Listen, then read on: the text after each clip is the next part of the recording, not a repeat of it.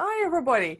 My name is Olivia James, and I'm a therapist and coach specializing in anxiety and trauma, and I also do mental health support for entrepreneurs. And one of the things that I help people with is confidence.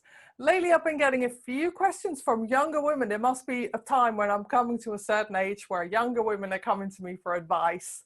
And one of the things that they've been asking me lately is, what happens if I get interrupted when I'm speaking in a meeting? What happens if somebody tries to talk over me? Sometimes even I say something and then later on somebody says, oh yeah, that's, yeah. And they try and pass your idea off as theirs. Often what I find from a physiological point of view is that people can go into a freeze sort of state when they're put on the spot. Then they can start to avoid the situation wherever possible. They start to criticize themselves, and and it just isn't fun. So I am here with my wonderful colleague Shola Kaye, who's a communication expert. And do you want to introduce yourself, Shola? Because I know that you are a Renaissance woman. So Thank you, Olivia. Yeah, great to be here. So I'm Shola. I'm a communication specialist, and I do a lot of work on empathy in the workplace. I'm also an introvert, and I run presentations for introverts who need to find ways to speak up, and they quite often struggle in ways that extroverts don't in those spontaneous situations. And I've spent several years as a professional speaking coach, working with people who both need to speak at big events and then also who need to speak up in meetings and just make their presence known. okay. And yeah, thanks for having me. Okay, pleasure. So first of all, let's get really down to basics. So what is an introvert? Well, an introvert, there are a few different definitions, but the one I like the most is an introvert is somebody who tends to need to replenish themselves in quiet spaces. So some people, if they haven't been out and around loads of people for a while, they're like, oh my gosh, what's going on? Whereas introverts are the opposite. So it's not that they're shy, it's not that they are necessarily socially awkward, it's just that they need time alone so that they can recharge their batteries, essentially. That's very interesting. Actually, in fact, like one of my friends is a great example. He's a performer. He's the life and soul of the party, but he totally needs time by himself because otherwise it's way too much. Now, obviously, there's a question around the whole lockdown thing. Like, I think most people have been, even my most introverted friends, I think have been suffering because like they've had this enforced lockdown, and time alone is obviously really needed for most people, including me, actually. I think I would probably say that I'm an ambivert. So I'm pretty extroverted, but also I really need time alone. Even on a day, if I'm doing a course, for example, if it's really intense, I'll often actually have lunch by myself because I actually need that time to just sort of recharge. So that's quite an interesting definition. So what happens when an introvert asked me a question the other day, and she said, when I get put on the spot, it can be really difficult. I know that you've in the past, like you've shared your own experience of this happening to you. So what actually happens to an introvert when somebody asks them a question and they weren't expecting it? Yeah, well, typically introverts need a few more seconds to think of their response compared to extroverts. Extroverts will literally, they'll speak before they need to even engage, what am I going to say? The words come out. And whereas with introverts, there'll be this sort of, okay, what am I going to say? They'll be checking it through. Does this sound acceptable before they venture to speak? And quite often the moment is already gone. And you talked about the fact that, yeah, I have a story around that, whereas I myself am a performer, and years ago I wanted to be a big time singer-songwriter, so I got to go to Hollywood and I wrote a song and it won a competition, and there was a big time producer that was the judge of the contest. And as I went to approach him to say, hey, thank you so much, I won the contest, I just froze up, and the guy looked at me as I was some sort of person, ridiculous person who didn't have a brain between their ears and then went off. And so I often think now, well, you know, what could have been if only I'd spoken in that moment. So I do understand. Sliding doors. That's a sliding doors moment, isn't it? Like the movies. Yes, absolutely. Yeah. What my alternate reality? Where have I been now? Exactly. You could have been a big shot, a music mogulette. Where can I come to that term later? Yeah. That's really interesting. So what are Yeah. some strategies that introverts can use?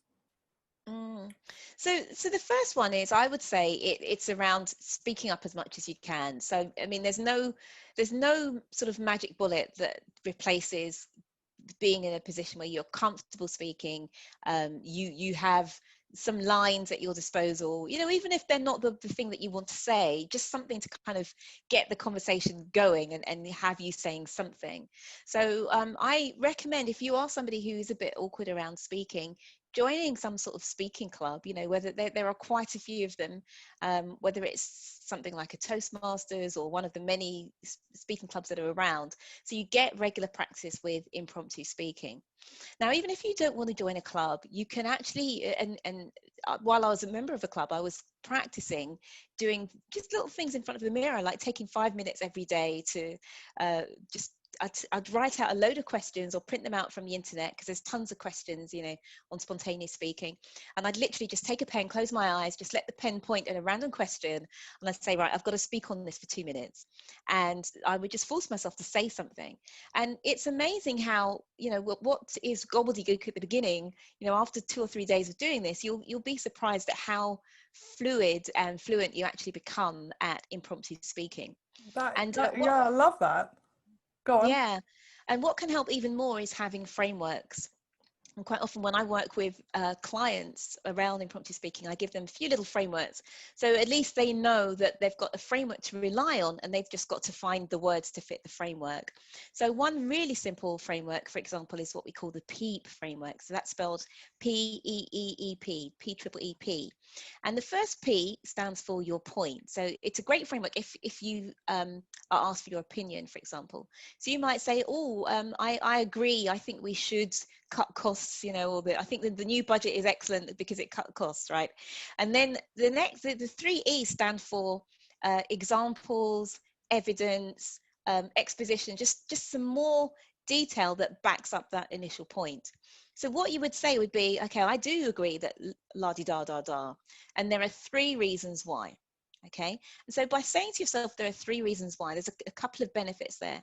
First of all, you're telling your audience that you've got 3 reasons, so they're more likely to shut up and wait for you to finish than just sort of pile in and interrupt. Also, if there's something very satisfying to your audience to hear, there are 3 reasons, the first, the second, the third, because they feel like they're in a safe pair of hands, right? They feel like you know where you're going. And then also you do know where you're going, because you've got a pathway, you know, okay, I've just got to make 3 points. It stops you from oversharing. It stops you from undersharing. And I was at a session with some barristers, people who speak for a living, you know, they defend people's lives for a living. And one of them said, oh yeah, I use that PEEP framework all the time. Sometimes I haven't got 3, I've got 2.5, but it still works. Right? So don't get too wound up on, I haven't got 3. Quite often you might give 2, and then point 3 might just be an extension of one of the other points. No one's going to say, those weren't 3 equally. But it just gives you a little bit of a breath, because you know that you know where you're going, you know what you've got to rely on, and all you've got to do is just come up with the goods, like the flesh on the bones, if you like, for the framework. And then you end with the final P, which is you just sum up again. So all in all, I believe that blah, blah, blah, blah, blah. And by doing that final summing up, people know that you're finished. You don't trail off into nothing, which can be embarrassing. And you know you're finished, and it's like, right, I'm done. Boom, boot the ball off to somebody else. You kick it now. I love that. So when you already said that, with the 3 points, it already sounds like you have authority. The person speaking has authority and confidence. So it's like they're taking up enough space in the conversation. So it's really a signifier to other people that they are, you know, worth listening to. I think often younger people especially can, you know, they don't sound very confident, and it's very easy for the bigger egos in the room to take over. Now, obviously, sometimes people are, you know, out of order in meetings. So I know there are some people who have little put downs and stuff like that. Would you ever recommend that, or where somebody would call out, say somebody blatantly interrupting a young woman, for example? And so is there anything that you would advise a client, like my person who asked me the question the other day? Is there anything you would advise her? Because obviously the problem is, coming on nicely onto this book here, that there's a brilliant book here by Sarah Cooper, who's a comedian, and it's about how to be successful without hurting men's feelings. And I know often women have more issues with confidence in this sort of situation than men, speaking generally. So often the person, you don't want to make enemies, do you? You want to sort of take up your space, and you want to sort of point out bad behavior, but at the same time, the fear is that you don't want to make enemies within the company. So how do you navigate that delicate balance? There's a couple of different ways, and one of them is, and I quite agree that you don't want to make a scene. You don't want to be in a situation where somebody cuts in and you're, hold on a second, I was being, and instantly you're branded this sort of hysterical, unstable, you know, sort of shrewish woman. You know, that's not cool. So, well, I mean, it is cool if you can handle that, but a lot of people don't want to be perceived in that way. Yeah. So one thing that you can do is you can wait until there's a lull in the conversation, and you can just literally cut in and say, well, as I was saying, and then you continue with what you've got to say. Because I think when you do it that way, you're pointing out that somebody butted in, but you're not saying, oh, you did it, but as I was saying before I was interrupted. And then secondly, you are calling to yourself that, you know, obviously the attention, and you're showing that you're not somebody who will be walked over, but equally that you've got enough what's the word, grace, or sort of pizzazz, that you don't need to, like, oh wait, what did you say to me, how dare you, know, because no one wants to see, and it will tends to reflect poorly on you, because it's the old double standard. You know, a man looks authoritative if he does it, a woman looks like she's, you know, out of control and bossy or whatever. So that's one strategy, and I've used that before. I mean, for me, for example, I don't like panel discussions particularly, because as an introvert, you know, panel discussions, if they're not being managed well, can be a free-for-all. So the what do they call the person that begins with I that runs the panel? I forget the the MC. Anyway, yeah, let's call them the MC for now. So anyway, the moderator, that's it. So the panel moderator asks you a question, and you're answering, and then somebody else just flies in with their response. Okay, so that can be a really tough one. But again, if you can just wait until they come back to you, even if someone does interrupt, you say, oh, well, I know we've moved on to this new topic, but I just want to finish by saying, so whatever happens, you know that you will get your point out there at some stage, you know, whether sooner or later. So I think that's one strategy that you can try. And as I say, if you do it the right way, people will be alerted to the fact that they've been rude, or that someone's been rude. Now, the other way that you can do this is by having an ally. And this is what I often say to people who are, I was speaking at Women in Tech a couple of years ago on introverts and extroverts in the workplace.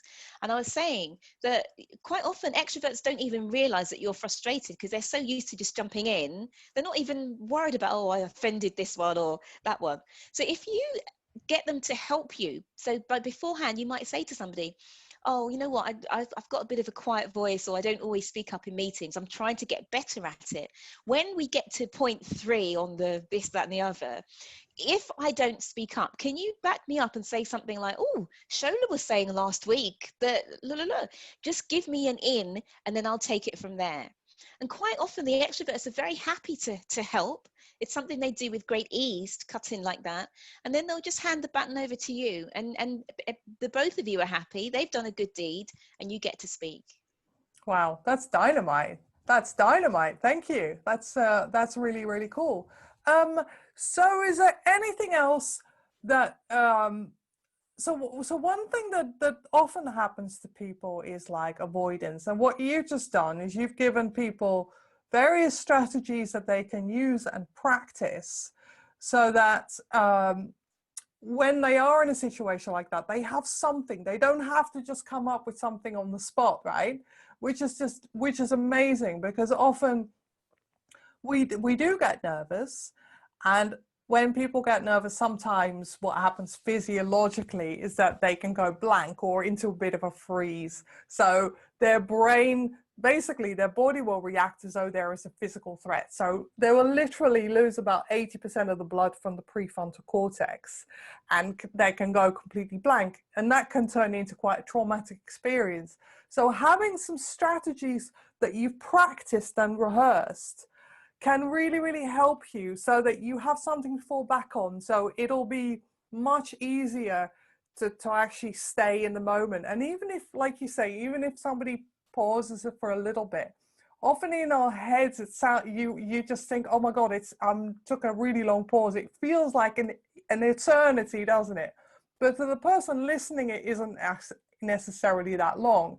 So to have a little bit of space and some strategies in your back pocket that you practiced, it becomes the neural pathway associated with that behavior becomes sort of enhanced and stronger. So even when you get thrown or something happens with the technology, for example, like I was filming last night and like internet connection went like all of a sudden. So often things like that, even when you and we've spoken at the same event, and we were pretty lucky with the tech, weren't we? I think everything went pretty didn't we? The screen wouldn't come down. Yes. Yeah, the screen. Yeah. But things like that, something. There's always something. And if a thing like that happens, and too many things happen, people can get thrown off balance completely. And then especially if they're tired on top of that, if people are tired and various things go wrong and they haven't practiced, then they can really they can really go blank. Absolutely. So that's been really amazing. So is there anything else that you like to say to people? We're about to finish. Is there anything else any tips?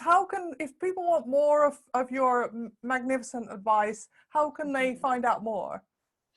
Well, I do have a little course which is on impromptu speaking, and it's got a lot of different techniques around this. And one more I'll share before we have to go, which is, and a lot of people do this naturally, and I think people who are perhaps introverts don't do this as well, or people who don't like impromptu speaking.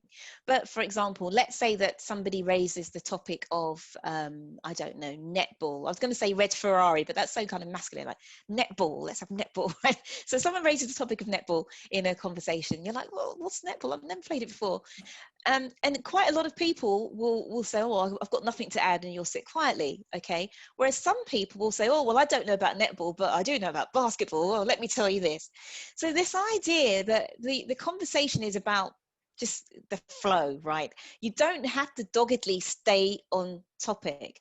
And so there's a couple of different directions you can take. So let's say we're talking about netball. So netball is a ball game, right?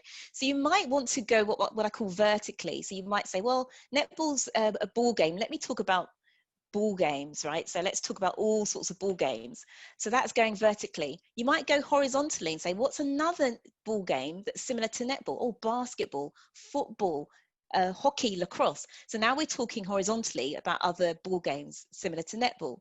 Or we could go into more detail. So if you don't know much about netball, but perhaps you've got an anecdote of your sister who came home crying because the ball knocked her on the head, right? You can go deeper. So although you don't know about netball, you're going into the detail behind something to do with netball. So there are a lot of different pathways that we can take, up, down, side to side, etc., that still keep the conversation going. You don't have to be an expert on the subject to be able to participate in that conversation. So yeah, that's the last little thing I wanted to share. But anybody that wants to get in touch, I'm on LinkedIn, Shola Kaye, that's Kaye, or go to my website, sholakaye.com, and I'd be happy to, I've got tons of videos, about 50, 60, maybe 100 videos there with tips. And yeah, just peruse and get in touch if you want more. I love that. Thank you so much, Shola. I really appreciate it. Thanks a lot for having me, Olivia. I hope that was helpful. Yes, it was.